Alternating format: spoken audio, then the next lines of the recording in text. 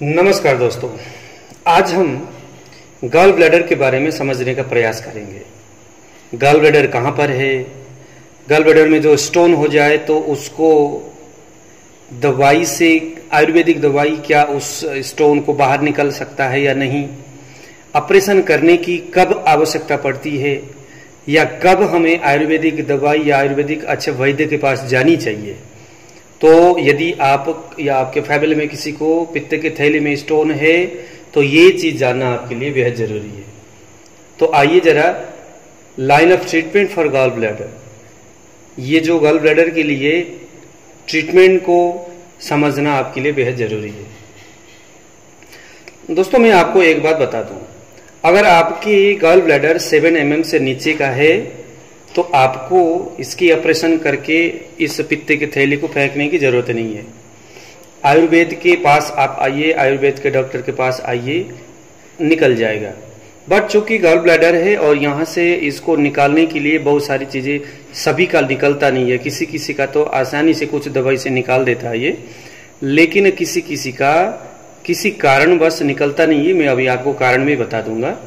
और डॉक्टर एक बात ये भी बताते हैं कि भाई अगर आपने कुछ छेड़खानी किया गॉल ब्लैडर में तो ये टूट जाएगा, फूट जाएगा, ये यहाँ से दरारें हो जाएंगे, यहाँ आकर के स्टोन अटकेगा।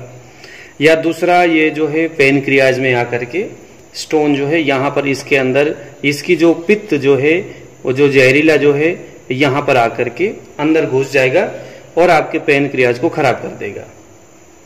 तो ऐसे कुछ बातें बताई जाती है। ये कुछ हद तक सच भी है क्योंकि ये पाइप से नीचे की ओर आना है, लेकिन अगर कोई अनाड़ी वैद्य होगा ये दवाई देने वाला तो संभवतः कुछ ऐसा हो सकता है। बट मैं आपको अभी कैसा है, किस तरह से इसको निकाला जाए, कौन से दवाई, सब कुछ मैं आपको समझा दूंगा। वीडियो को पूरा ध्यान से सुनना है।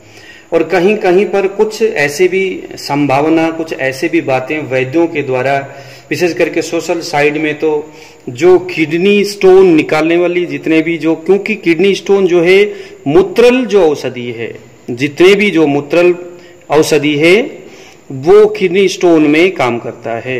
बट वो मूत्रल औषधि यहाँ पर काम नहीं करेगा गॉल ब्लैडर में, क्योंकि गॉल ब्लैडर गुदा मार्ग से बाहर निकलता है, इसके स्टोन को निकालना होता है। और किडनी स्टोन या आपके जो है पेनिस में जो स्टोन है वो आपके यूरिन के माध्यम से बाहर निकलता है। यानी जब हमें किडनी में या पेनिस में स्टोन होगा तो यूरिन के माध्यम से बाहर निकालने की ट्रीटमेंट देनी है। जब गॉल ब्लैडर में स्टोन होगा तो मल द्वार से बाहर निकालने के लिए आयुर्वेदिक ट्रीटमेंट यहाँ देने की जरूरत पड़ेगी। अब एक बात जरा इसको समझने की आवश्यकता है कि गॉल ब्लैडर से स्टोन को कैसे बाहर निकाला जाए और कौन सा आयुर्वेदिक ट्रीटमेंट का लाइन ऑफ ट्रीटमेंट इसका क्या होनी चाहिए और प्रोसेस क्या होनी चाहिए और समझदारी कैसे इसमें रखा जाए और इसमें सावधानी भी क्या रखा जाए, इसको भी आपके लिए समझना जरूरी है। देखो, मैं आपको एक चीज बताता हूँ। ये हो गया आपका स्टमक, ये हो गया आपका स्मॉल इंटेस्टाइन, और ये हो गया आपका गॉल ब्लैडर, ये हो गया आपका लीवर, ये हो गया आपका पैनक्रियाज। तो अब यहाँ पर आपके लीवर के नीचे है गॉल ब्लैडर। गॉल ब्लैडर से यहाँ पर छोटा सा एक पाइप है और यह जो इस पाइप में देखो स्टमक से भी एक इसमें पाइप यहाँ पर जुड़ता है, ठीक है। यहाँ से गॉल ब्लैडर से ये एक छोटा सा पाइप है, ये नस है, और यहाँ से देखिए जरा छोटी आंत में आ रहा है। कुछ लोग बोलते हैं कि भाई अब ये निकलने का रास्ता नहीं है, तो निकलने का रास्ता तो है ना। देखिए गॉल ब्लैडर से ये एक पाइप आ रहा है आपकी छोटी आंत में, छोटी आंत से ये यहाँ पर ये मुंह है, बड़ी आंत यहाँ से आ जाएगा, फिर मल द्वार में निकल जाएगा। तो रास्ता तो है ना। फिर डॉक्टर ऐसा क्यों बोलते हैं कि भाई रास्ता ही नहीं है, निकलता ही नहीं है। अगर उनका संभावना यहाँ पर है तो यहाँ पर भी रास्ता तो है ही, क्योंकि लीवर से जो ब्लड है छन करके जो पित्त जो निकलता है वो जो है लीवर से जो ब्लड है वो गॉल ब्लैडर के अंदर जाता है, जो जाने का रास्ता है। फिर गॉल ब्लैडर से पित्त भी बाहर आ रहा है, जब भी तो यहाँ पर क्या कर रहा है, जो हमारी जो छोटी आंत है यहाँ पर, यहाँ से रस आ रहा है और यहाँ पर पक्वाशय में, इसे हम पक्वाशय भी बोल सकते, छोटी आंत भी बोल सकते। तो यहाँ पर आकर के जो अन्न है उसको पाचन का कार्य, यह जो पाचक रस गॉल ब्लैडर से भी तो आ ही रहा है ना। तो चूंकि यहाँ पर इसका मतलब है निकल रहा है, निकलने का रास्ता तो है ना। डॉक्टर तो लोगों को बोलते हैं कि भाई रास्ता ही नहीं है। अगर रास्ता नहीं है तो फिर आ कैसे रहा है? रास्ता है जब ही आ रहा है। बात यह है कि छोटा रास्ता है, बहुत छोटा इसमें पाइप है, क्योंकि अगर बड़ा है तब तो फिर तो यहां से ज्यादा निकलेगा। तो एक निश्चित मात्रा में शरीर का हर एक ऊपर से जो नीचे गिर गया तो ऊपर आने के लिए एक तो रास्ता बंद हो जाता है। जैसे ये जो है स्टमक है, जो अन्न अगर यहां पर आएगा स्टमक में तो यहां ऊपर का जो भाग है वो बंद हो जाता है ताकि ये दोबारा ऊपर ना आ जाए, बंद होता है ये। हालांकि जाने के लिए अगर मान लो कि पित्त स्थान से पित्त उठ करके यहां पर आ जाता है स्टमक में, गर्मी अगर हो जाती है तो जैसे उल्टी, जैसे बमन आदि जो होने की जो स्थिति है ना, डकार आना, खट्टी डकार आना, ये सभी में क्या होता है यहां से फिर ऊपर की ओर यहां से निकल जाता है, वो अलग बात है। अरे भाई यहां पर एक यहां पर दरवाजा जैसा होता है, अन्ना अंदर चला गया, दरवाजा अपने आप बंद हो जाता है, ऐसे करके सिकुड़ जाता है। तो अब यहां पर ट्रीटमेंट कैसे हो, तो मैं आपको कुछ दवाइयां, कुछ ट्रीटमेंट करने का तरीका समझाते हुए बताता हूं। हालांकि जो अभी मैं आपको गॉल ब्लैडर निकालने की जो लाइन ऑफ ट्रीटमेंट मैं आपको बताने जा रहा हूं, ये आपके लिए उपयुक्त हो, कंपलसरी नहीं है। हमारे गुरुजी पेशेंट को जिस तरह से मेडिसिन दिया करते थे, तो किसी पेशेंट को जिसको इस ट्रीटमेंट की जो लाइन ऑफ ट्रीटमेंट है, यह जो ट्रीटमेंट है, इससे जो ठीक हुआ और अक्सर ठीक हुआ करते थे, तो वही चीज मैं आपको समझा रहा हूं। उसका जो गॉल ब्लैडर से कम भी इसमें था होगा 6 mm का स्टोन था, वो निकल करके बाहर आ गया। अब देखिए सबसे पहले तो क्या है कि हमने दे दिया दवाई। दवाई देने से कोई भी इस तरह के जो दवाई है देंगे तो गॉल ब्लैडर के अंदर स्टोन को तोड़ देता है। गॉल ब्लैडर के अंदर जो है स्टोन तोड़ देता है, बहुत सारे ऐसे मेडिसिन है ही। लेकिन अब टूटने के बाद वो स्टोन बाहर निकल जाए ये कोई कंपलसरी नहीं है। इसको समझना हर आयुर्वेदिक वैद्यों के लिए वह जरूरी है। जो ये कहते हो कि भाई मैं गॉल ब्लैडर के स्टोन के मेडिसिन देता हूं, उसको ये जानना जरूरी है कि स्टोन तो है, बट जो आप दवाई दे रहे हो वो दवाई जो तोड़ने वाला दवाई है वो निकाल नहीं सकता। शरीर में अलग अलग क्रिया होने वाली दवाइयां होते, कुछ लेखन द्रव्य होते, कुछ विरेचक द्रव्य होते हैं, कुछ शोथहार द्रव्य होते हैं। सभी दवाइयों का अपना अपना शरीर के अंदर जाकर के काम होता है। तो यहां पर जो हम दवाई देंगे, जैसे इस केस में जिसको हमने दवाई दिया था, इसको एक दवाई दिया गया जिसमें से कुटकी, खीरे का बीज, ककड़ी का बीज, शतावरी 50-50 ग्राम सुबह और शाम 1-1 चम्मच गर्म पानी में मिला करके यहां पर गुरुजी ने किसी पेशेंट को दिया था जिसका 6 mm का स्टोन था। इस दवाई को देने से पहले 7 दिन तक पाचक और दीपक दवाई दिया गया था उस वक्त। ये दवाई जो मैं आपको बता रहा हूं ये गॉल ब्लैडर के स्टोन निकालने के लिए है, लेकिन आपके लिए है, ये कंपलसरी नहीं है। तो आप किसी अच्छे वैद्य जी को पूछ करके कि आपके शरीर की कफ, पित्त, वायु आदि दोष कैसे है उसको पूछ करके फिर यह जो लाइन है ना, लाइन ऑफ ट्रीटमेंट, आपने फिर उनसे तैयारी करवाना है। वीडियो देख करके अपने आप जो है दवाइयां नोट नहीं करना, एक तो ध्यान देना। तो जिस पेशेंट को दिया गया पाचक और दीपक द्रव्य के रूप में 7 दिन तक पंचकोल चूर्ण दिया गया। पंचकोल जो है शरीर के अंदर जो अन्न है, जो अपच अन्न या शिरागत जो कुछ भी द्रव्य है या जो टॉक्सिन है, उन सभी को पचन और दीपन का कार्य करता है। दीपन यानी अग्नाशय में अग्नि को प्रज्वलित करना, और प्रज्वलित होने के बाद उस अग्नि से जो अपच अवस्था में शरीर के अंदर स्थित जो भी चीज है उसको पाचन करने का काम। तो पंचकोल चूर्ण, अकेले पाचक और दीपक बहुत अच्छा दवाई है। यह दवाई कोई भी ले सकता है ना, जिसको पेट से रिलेटेड प्रॉब्लम है, भूख नहीं लगती है ना, बहुत सारी चीजें होती है, उनके लिए पंचकोल चूर्ण बहुत अच्छा है। कोई भी हम दवाई जब देते हैं तो पंचकोल चूर्ण पहले देनी चाहिए, है ना। पंचकोल चूर्ण देने से आपके शरीर में जो अब आप दवाई खाने वाले किसी भी रोग के लिए, तो उसके लिए रास्ता बिल्कुल प्रशस्त करता है पंचकोल चूर्ण। वो दवाई को बाद में जाके डाइजेस्ट होना है, दवाई ने जाके काम करना है। वो काम तभी करेगा जब उसका जठराग्नि तेज होगा, उसका अग्नि मजबूत होगा, उसको पचाने की ताकत होगी। तो ये पंचकोल चूर्ण उस कमजोरी को बिल्कुल ठीक कर देगा। 7 दिन तक पंचकोल चूर्ण देने के बाद स्नेहन द्रव्य दिया गया। स्नेहन में पंचतिक्त घृत उस रोगी के शारीरिक लक्षणों को देख करके उपयुक्त माना गया। तो यहाँ पंचतिक्त घृत, यहाँ पर त्रिफला घृत भी काम में आ सकता है, बहुत सारे घृत है, स्नेहन कर्म करने के लिए उस रोगी को दिया गया। तो 6 दिन तक जब दिया, पंचतिक्त घृत 6 दिन तक खाने के बाद इसमें सम्यक स्नेहन का लक्षण उस रोगी में देखा गया। उसके बाद 3 अन्न काल में अभ्यंग यानी मसाज किया गया, और जो है ना 16वां सुबह और रात को क्या है कि उसका स्वेदन कर्म किया गया। स्वेदन जो कर्म है, रोगी के जो जहां पर गल ब्लैडर है ना, जिस जगह में गल ब्लैडर है उसी जगह में स्वेदन किया गया, संपूर्ण अंग में नहीं किया गया। क्योंकि दोस्तों क्या होता है ना, जिस वजह से दोष उत्पन्न हुआ है उस वजह को देख करके स्वेदन निर्धारित की जाती है।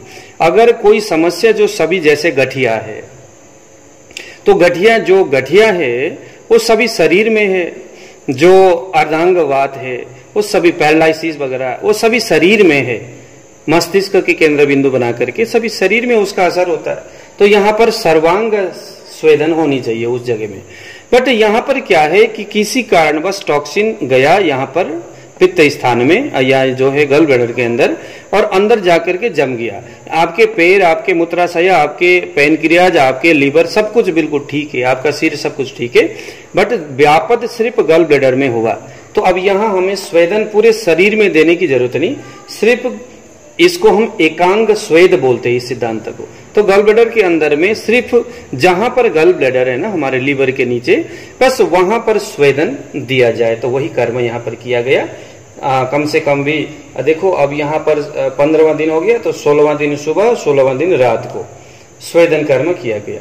और उसके बाद 17वां दिन से यह जो दवाई है इस रोगी को प्रारंभ किया गया। कुटकी, खीरे का बीज, ककड़ी का बीज, शतावरी, यह जो दवाई है सभी द्रव्य क्या है, ये लेखन द्रव्य है।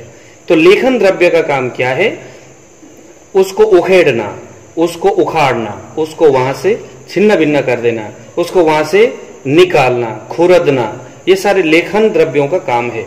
ठीक है ना। तो लेखन द्रव्य करने द्रव्य देते ही गल ब्लैडर के अंदर का जो स्टोन है वो टूटना शुरू हो जाएगा, फूटना शुरू हो जाएगा।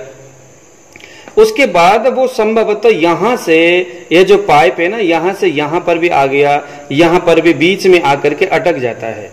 और बिगड़ता कब है यहाँ पर, अब ये फूटता कब है, ये जो पैनक्रियाज में यह जो स्टोन जाता है, ऐसे जो डॉक्टर जो संभावना बताते हैं कि भाई पैनक्रियाज में भी जा, क्योंकि देखो ये जो मुंह, ये जो भाग है जहां पर छोटी आंत में आ रहा है ना यहाँ से, तो यहाँ से एक रास्ता है इधर जाने के लिए, पैनक्रियाज में जाने के लिए।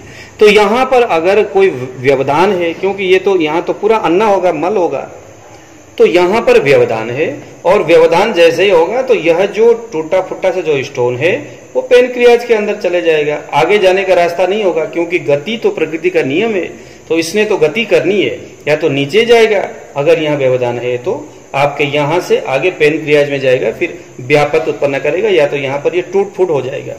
अब हमें क्या करना होगा, दवाई आपने जो है लेखन द्रव्य दिया, अब उसके बाद आपने लेखन वस्ती भी करनी है। यहाँ पर वस्ती यानी कि आपके मल द्वार से वस्ती, 16 वस्ती देने की यहाँ पर जिक्र किया गया है। तो गुरुजी ने उस पेशेंट को लेखन द्रव्य इस दवाई को दे करके लेखन वस्ती भी कराया। तो त्रिफला, कचनार, गिलोय, विडंग और सौंठ 30-30 ग्राम लेकर के इसका जो है ना काढ़ा बनाया गया। और 300 ग्राम काढ़ा जब बचा तो उसमें 50 ml गोमूत्र, 50 ml शहद, 10 ग्राम यवक्षार, इसको मिला करके एक सम्यक वस्ती 16 वस्ती दिया गया।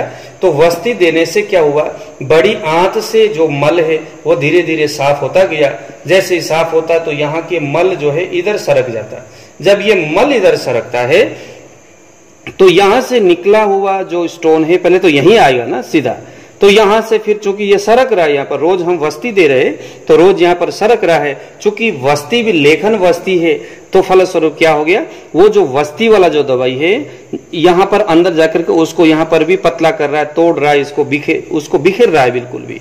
तो जो लेखन वस्ती दिया गया और लेखन द्रव्य जो है ना, वो जो दवाई को दिया गया, तो फलस्वरूप क्या हो गया कि यह जो स्टोन है आराम से यहां तक आया, फिर यहां से लेखन वस्ती दे करके इसको बिल्कुल पतला किया गया, यहां पर गति किया गया, इस स्टोन को और तोड़ने का काम किया गया और ये मल द्वार से नीचे की ओर चला गया। अब कुछ लोग जो है मेडिसिन देते हैं जो मूत्रल दवाइयां हैं, जैसे मूत्रल दवाई बहुत है, जैसे बालम खीरा हो गया, जैसे कुल्थी का दाल हो गया, जो कि मूत्रल है, वो यूरिन को प्रशस्त करता है, वो यूरिन को निकलता है। तो वहां पर वो सारे दवाइयां जो है हमने यहां पर नहीं देना। गॉल ब्लैडर में मूत्रल औषधियों से कोई काम नहीं है, क्योंकि यहाँ यूरिन से मतलब नहीं है। यूरिन जो है, अगर आपके किडनी में स्टोन होता है, अगर आपके लिंग में अगर आपके शुक्र आकर के जम जाने से अगर स्टोन होता है तो निश्चित यहाँ पर आप मूत्रल द्रव्यों का प्रयोग कर सकते हैं और यहाँ पर आप उत्तर वस्ती के रूप में भी मूत्रल जो द्रव्य है उसे आप उत्तर वस्ती के रूप में दे सकते हैं। अब यहाँ पर एक चीज और होगा, किसी किसी के स्टोन बिल्कुल ये जो है ना गॉल ब्लैडर के बिल्कुल मुहाने में होता है यहाँ पर, और उसी के वजह से ये जो है ना यहाँ का जो भाग है बिल्कुल मुहाने में स्वेलिंग होती है। अगर स्वेलिंग होगा तो यहाँ पर हमें थोड़े से श्वेतहार द्रव्यों का प्रयोग करना चाहिए, दवाइयां पहले दे करके इसकी स्वेलिंग को पहले खत्म करना है। श्वेत जो शोधहार द्रव्य पहले खिला दवाई दे करके कम से कम लगा लो कि 10-12 दिन तक दवाई दे दे, और 6-7 जो है श्वेतहार जो वस्ती है, शोधहार वस्ती, उसको दे करके उसके बाद फिर आपको ऊपर का जो दूसरे अभी पहले मैंने जो दवाई बताया था उस दवाई को अगर हम देंगे तो गॉल ब्लैडर से आसानी से दवाई जो है ये स्टोन बाहर निकलता है। बट अब एक सवाल होता है कि हमें डॉक्टर के पास कब जानी चाहिए, आयुर्वेदिक वैद्यों के पास कब जानी चाहिए, क्योंकि डॉक्टर के पास जाएंगे तो उन्होंने तो देखना नहीं, गॉल ब्लैडर को उठा के फेंक देंगे। तो गॉल ब्लैडर की कमी आपको जीवन पर्यंत खलेगा। किस रूप में? जैसे आपका अगर आपको गरिष्ठ भोजन कभी करेंगे तो गॉल ब्लैडर के अभाव में वो भोजन आपका पचेगा नहीं और गैस्ट्रिक होना, कॉन्स्टिपेशन होना या गैस्ट्रिक होना है ना, अपच होना, भूख न लगना, क्योंकि ये सारी चीजें पाचक द्रव्य जो है ज्यादातर गॉल ब्लैडर ही उत्पादन करता है। तो खाना पचने में कमी कमजोरी होगी। तो अगर आप ऑपरेशन करते हो तो ये समस्याएं आपके सामने हमेशा रहेगा। दोस्तों, यदि आपका 7 mm तक का अगर स्टोन है तो गॉल ब्लैडर से आसानी से आपका स्टोन बाहर निकाल देता है। अगर उससे ज्यादा है तो हमारे गुरुजी बताया करते थे, हालांकि ये बहुत सारे लोग इस सिद्धांत के ऊपर भरोसा नहीं करते। वो कहते कि भैया आप ऐसा करो कि यह जो दवाई है लेखन वस्ती और लेखन द्रव्य और जो है ना आपका, तो यह जो दवाई है आपने इससे पहले 1 महीने तक दे दो। 1 महीने तक दे करके लेखन वस्ती, अगर स्वेलिंग है तो शोधहार वस्ती आदि, ये सारे प्रोटोकॉल को करके, ये सारे है ना लाइन ऑफ ट्रीटमेंट को फॉलो करके 1 महीने तक करने के बाद फिर उसके बाद आपने इसको डिटॉक्सिफाई करनी है, वही पंचकोल चूर्ण आदि 6-7 दिन तक रेस्ट करके ये सारे चीज दे दिया। 1-1.5 महीने तक इसका प्रोसेस होगा। फिर उसके बाद आपने 6-7 दिन तक रेस्ट करके फिर पंचकोल चूर्ण में आप आइए। जो पहले हमने जो दवाई जो दिए थे शरीर के अंदर जो डाले थे उसको हम बाहर निकालेंगे, है ना, इस हिसाब से, है ना, स्नेहन करेंगे, स्वेदन करेंगे, सारी चीजें करके फिर दोबारा फिर इस तरह की दवाई थोड़ा सा इसमें भी चेंज करके, कुटकी, खीरा बीज, ककड़ी बीज, शतावरी, इसमें थोड़ा सा चेंज करके, चेंज कौन सा होगा वो आपके शरीर के ऊपर डिपेंड करता है। तो इसको चेंज करके 7 दिन तक रेस्ट करके फिर ऊपर से पाचक दीपक दवाई देते हुए उसी हिसाब से आप फिर आगे चले जाइए। उसके बाद ये दूसरा है ना, दो बार आप कर चुके, जाकर के आप फिर एक बार डायग्नोस करके देखिए भाई आपका कितना स्टोन रह गया। उसके बाद फिर तीसरे नंबर में पंचकोल आदि से ऊपर से नीचे तक फिर आप करिए। पहले 9-10 दिन तक पहले आराम करके, है ना, शरीर को थोड़ा सा रेस्ट दीजिए। उसके बाद फिर पंचकोल आदि से फिर उसी हिसाब से आप करते रहिए। तो ऐसा बताया जाता है, ऐसा करते थे, लेकिन ये जो बहुत बड़े अनुभवी जो वैद्य है वही इस तरह से कर सकते हैं। अदरवाइज जो सैद्धांतिक बात तो ये है कि 7 mm तक की जो स्टोन अगर आपका है तो जरूर आप आयुर्वेदिक इस सिस्टम के तहत आप इसको बाहर निकालिए, तो आपका गॉल ब्लैडर बच जाएगा और आप बिल्कुल स्वस्थ होंगे, स्टोन भी बाहर निकलेगा।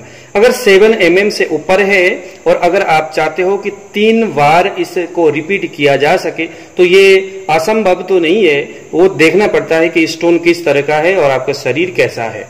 बहुत कमजोर शरीर वाला है तो उसको शायद संभवतः ये चीजें, क्योंकि जो है ना ये जो दवाइयां है लेखन वस्ती जो है शरीर में लेखन का काम करता है, शरीर को है ना कमजोर कर देता है, तो इसीलिए इसको करने से पहले थोड़ी सी सावधानी तो जरूर बरतनी पड़ती है। तो दोस्तों मेरा एक ही कहना है, अगर आपका 7 mm से नीचे का स्टोन है तो गल ब्लैडर के जो स्टोन है उसको निकाला जा सकता है।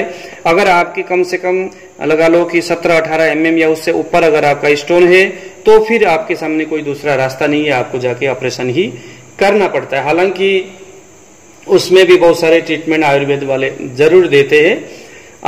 उसमें फिर आपको जाकर के जो पंच कर्म चिकित्सा करने की जहां पर जगह है वहां पर जाकर के आपने विधिवत अच्छे डॉक्टर के रेख देख में आपने सभी चीजें, अगर उनमें हिम्मत है, अगर वो कर सके इसको स्टोन को निकालने के 19-20 से ऊपर स्टोन अगर है गल ब्लैडर में, अगर उनमें अनुभव है तो वो लोग इस स्टोन को भी निकाल सकते हैं। लेकिन उसमें फिर वही एक खतरा बहुत ज्यादा है कि यहाँ पर आकर के अटकने का, यहाँ रुकने का, इसको फूटने का, पेनक्रियाज में जाने का जो संभावना है वहां पर फिर थोड़ा ज्यादा बन जाता है। इसीलिए 7 mm से अगर नीचे स्टोन है तब तो कोई दिक्कत नहीं, गल ब्लैडर को निकल जाता है। और किडनी का स्टोन तो दोस्तों मेरे हिसाब से निकल जाता है, तकरीबन जितना भी बड़ा हो वो दवाई से निकल जाता है, उसको निकालने के लिए ज्यादा समस्या नहीं है। ठीक है ना। तो दोस्तों ये रहा मेरा आज का वीडियो और समझाने का मकसद यही है। लेकिन मैं आपको फिर भी एक बार बताऊंगा कि अगर आपको आयुर्वेद की कोई चीज समझ में नहीं आती, अगर आपको पता नहीं है आयुर्वेद, कभी आपने सुने नहीं, बस पहली बार वीडियो देख रहे हैं, तो इस फार्मूला को नोट करके प्लीज मेरे भाई साहब आप इसको आप प्रयोग मत करें, क्योंकि शरीर आपका है। जब इसको अनजान कोई आदमी प्रयोग करता है तो नुकसान भी उठाना उसी को पड़ता है। फिर बाद में ऐसे मेरे कई सारे वीडियो देख करके लोग मुझे बताते हैं कि सर मैंने आपके जो कोन वाली जो वीडियो है, पैर के नीचे जो गोखरू बोलते, दवाई मैंने लगाया, अब मुझे बहुत ज्यादा जलन हो रही है। हालांकि जलन तो उससे होती है, लेकिन कम से कम मुझे पूछ तो लेते मेरे भाई, आपको जलन हो रही है, दर्द हो रही है, मुझे एक बार पूछ लेते। क्योंकि जो गोखरू जो है वो स्किन के ऊपर डिपेंड करता है। स्किन भी एक जैसा नहीं होता, किसी का पतला, किसी का मोटा, किसी का कैसा स्किन है। तो स्किन को देख करके जो उसमें लगाने वाली जो दवाइयां हैं वो डिसाइड की जाती है, वो है ना, वो होता है। तो आपका शरीर का लक्षण कैसा है, शरीर की प्रकृति क्या है, कफ पित्तात्मक दोष कैसा है, तो वो सभी चीजें देख करके ये सारी चीजें मैंने आपको बताया ना कि कोई पेशेंट का, किसी पेशेंट को दवाई दिया गया और इस प्रोसेस से वो ठीक हो गया। अब ये जरूरी नहीं कि ये आपके लिए भी ये प्रशस्त है, इसीलिए बस वीडियो देखिए, इसका ज्ञान, इसका नॉलेज आप ले लीजिए। और सबसे बड़ी बात, दूसरों को भी जरा इस वीडियो को आप शेयर करिए। अगर आप किसी ग्रुप में हो, आयुर्वेद हो या कोई दूसरे, उस ग्रुप में इस वीडियो को शेयर करिए, ताकि वो और उनके फैमिली में किसी को गल ब्लैडर में स्टोन है अगर, ठीक है ना, तो उनको यह प्रोसेस पता चले कि भाई आयुर्वेद में भी गल ब्लैडर स्टोन निकाला जाता है। क्योंकि डॉक्टर तो पहले डर दिखा देते कि भाई ऐसा है, अगर आप हकीम वैद्य के पास जाओगे तो फिर आपका तो लिवर खराब हो जाएगी, गुर्दे खराब हो जाएंगे। वो तब होता है दोस्तों जब आयुर्वेदिक दवाई आप खुद खा लेते हो, आपको पता ही नहीं है शरीर की प्रकृति गुण धर्म क्या है। पाचक, ये देखो यहाँ पर पहले पंचकोल दिया गया, अगर ये इसको बिना दिए ये सारी चीजें करते तो शायद आपका गुर्दा खराब होता। ये पंचकोल क्या कर रहा है कि ये आपके दवाई को पाचन का भी कर रहा है। दवाई भी अंदर हम डाल रहे हैं, लेकिन उस दवाई को अच्छी तरह से पाचन करने का काम भी ये कर रहा है। तो दोस्तों ट्रीटमेंट देने का एक तरीका होता है। तो अगर आपको पता नहीं पंचकोल के अंदर क्या क्या जड़ी बूटी है, उसके अंदर रासायनिक कैसे कैसे गुण आपस में मिलने से किस तरह के शरीर में वो काम करता है, ये भी बड़ी जरूरी है। क्योंकि एक इंसान पानी पीने से भी बंदा मर जाता है, ठीक है ना। अब लेकिन आप कहोगे यार पानी पीने से कैसे बंदा मरता है, तो कहने का मतलब कोई भी चीज जो कोई खाता है या कोई चीज वो पी लेता है तो वो उसके शरीर में किस तरह का रिएक्शन, क्रिया या प्रतिक्रिया करता है, वो डिपेंड करता है उस व्यक्ति के शरीर की प्रकृति, उसके गुण धर्म आदि के ऊपर, है ना। तो इसीलिए हालांकि आयुर्वेदिक दवाई इतना ज्यादा हानि तो नहीं करता, लेकिन फिर भी अगर हम देख करके बेनिफिट हमें चाहिए, हमें लाभ चाहिए ना भाई। कोई आदमी दवाई खा रहा है लाभ के लिए खा रहा है, ये समस्या है, उसके निदान चाहिए। तो उसके लिए आप किसी अच्छे वैद्यों के पास आप मुझे फोन कीजिएगा, नहीं तो कोई अच्छे से कोई वैद्य होंगे उनसे परामर्श करिए। वैसे तो अभी हम लोग कुछ ऐसे हिंदुस्तान के और बाहर के कुछ अच्छे अच्छे जो वैद्य हैं जिनके पास हर रोज कम से कम 400, 500 या 100, 150 पेशेंट जाते हैं बड़ी उम्मीद से। बहुत सारे हमारे ऐसे भी संपर्क में वैद्य हैं जिनके यहाँ पर अगर आप जाओगे तो 6 दिन 7 दिन तक लाइन में लगनी पड़ती है आपको उनसे परामर्श लेने के लिए। तो हम उनसे अनुनय विनय कर रहे हैं कि भाई हम कुछ सिस्टम बनाएंगे, आपने हमारे यहाँ पर आना है। तो उनका प्रोफाइल बनेगा, कोई वेबसाइट बना रहे, वहां पर उनका वीडियो, उनका नाम, उनका प्रोफेशनल क्या काम करते, कौन सा स्पेशलिस्ट है किस समस्या के ऊपर। हालांकि आयुर्वेद में कोई स्पेशलिस्ट नहीं होता, लेकिन कुछ ऐसे डॉक्टर है जो किसी खास रोग के ऊपर काम करते लंबे समय से और उनमें उस रोग के ऊपर बड़ा अच्छा पकड़ है। तो ऐसे वैद्य को हम एक प्लेटफॉर्म में ले आने का प्रयास कर रहे। आप सभी को उनसे बहुत नॉलेज भी मिलेगा और हेल्प भी मिलेगा। आप दुनिया के किसी भी कोने में बैठे होंगे, वेबसाइट में जाना है, उन वैद्य जी के मोबाइल नंबर को वहां से आपने प्राप्त करना है और आपने उनसे बात करने के लिए परामर्श का एक टाइमिंग आपने वहां से प्राप्त करके उनसे आप बात कर सकते, अपने समस्या को उनके सामने आप रख सकते। आप चाहे कोई भी आप में समस्या हो तो सभी रोगों के जो स्पेशलिस्ट है हम उस वेबसाइट में उनको ले आ रहे हैं, ठीक है ना। तो ये सारी व्यवस्थाएं अभी हम लोग अभी कर रहे। लॉकडाउन की वजह थोड़े से हमें उसमें थोड़ी विलंब हो गई, लेकिन जरूर भगवान कृपा करेंगे और आप सभी लोगों को वहां पर काफी अच्छा नॉलेज मिलेगा, काफी अच्छा लाभ मिलेगा, बड़े अच्छे अच्छे डॉक्टरों से आप संपर्क कर पाएंगे। तो दोस्तों आज मुझे दे दीजिए विदा। जय श्री राम।